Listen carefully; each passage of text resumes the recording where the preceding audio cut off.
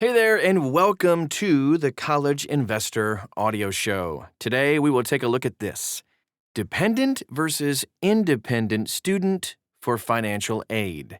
A very interesting topic for today. But first, I just want to remind you, go ahead and hit that subscribe button on this podcast. Wherever you go to get your podcasts, hit subscribe. We would greatly appreciate it. You can always feel free to share this with anybody you think could use this information. That would also be appreciated. You can also check us out at thecollegeinvestor.com to find this article. All the resources and all the links I'm going to be talking about are right inside this article at thecollegeinvestor.com. All right, let's get to it then. So given the current cost of higher education, and it's a lot, college students need all the help they can get, right, when paying for it. There are a variety of different ways to actually pay for college, including just paying your own way. Congrats. That's awesome. Scholarships, grants, and student loans, of course. Notice the order there? Pay for it yourself, scholarships, grants, and then, maybe, student loans. Nearly all forms of financial aid start with filling out the free application for federal student aid, or the FAFSA, form that is made available by the U.S. government. And one of the key sections of the FAFSA form is determining whether you are a dependent or independent student. Let's talk about filling out that FAFSA. So the FAFSA is the primary form for financial aid in the United States, administered by the U.S. Department of Education. A common misconception is that the FAFSA form is only for student loans. It's actually used by many colleges as one part of their process for awarding scholarships. No joke. So filling out the FAFSA form each year and sending it to the colleges that you are considering, can help you figure out the best academic and financial fit for you. So that's why it's so important to fill out the FAFSA form every single year, even if you aren't planning on taking out any loans. The Department of Education estimates that it will take about 1 hour to fill out the FAFSA form, as there are several steps. The first several steps have you create a Federal Student Aid FSA ID and enter in your demographic and basic financial information. Then you'll answer a series of questions to see if you'll be classified as an independent or a dependent student.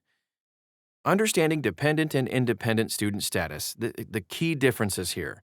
So as you look for different options to pay for college, it's important to understand the difference between being a dependent student and an independent student. A dependent student is required to also have their parent or guardian fill out the parent's, financial information on the FAFSA form.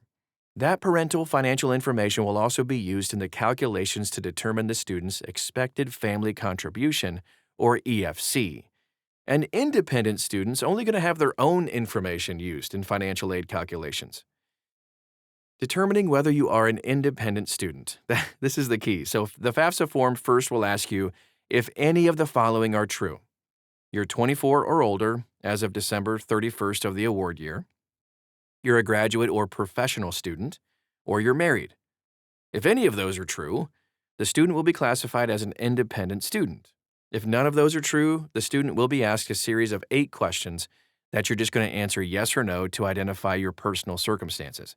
So, the student is currently serving on active duty in the U.S. Armed Forces for purposes other than training, yes or no? And then yes or no, the student is a veteran of the Armed Forces, U.S. I should say. The student has children or other children, excluding their spouse, who live with them and receive more than half of their support now and between July 1st, 2024 and June 30th, 2025, yes or no? At any time since you turned 13, you were an orphan, no living biological or adoptive parent, yes or no?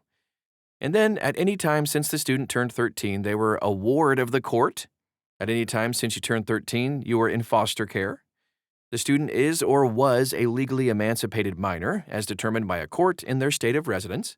The student is or was in a legal guardianship with someone other than their parent or step-parent, as determined by a court in their state of residence.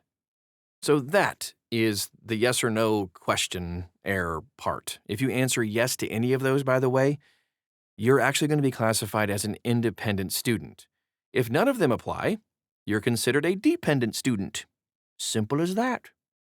All right, let's take a look at dependent students' financial aid basics real quick.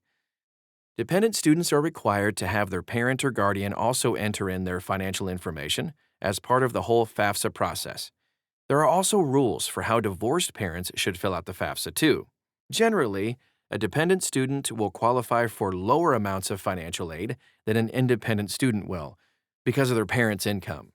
So, filling out the FAFSA as a dependent student is also required to determine eligibility for a Parent Plus loan. Independent students, you do have some challenges in financial aid, but also some opportunities. Let's take a look. If you're an independent student or paying for college as an adult, you'll generally qualify for more grants and loans than a dependent student with a similar situation. That's just because independent students don't have to enter their parents' financial information on the FAFSA.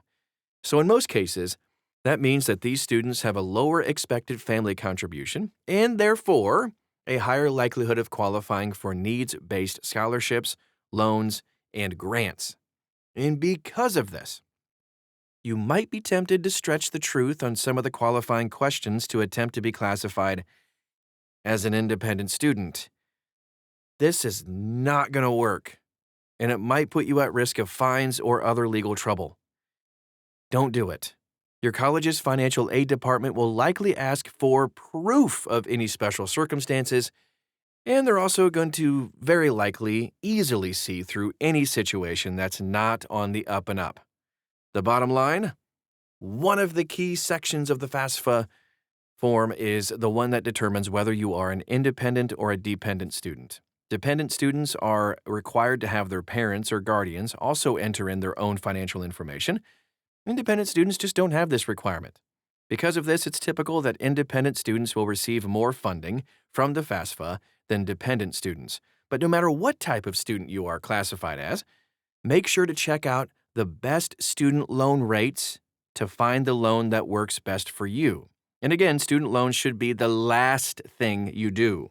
You can find that link and many more resources at thecollegeinvestor.com.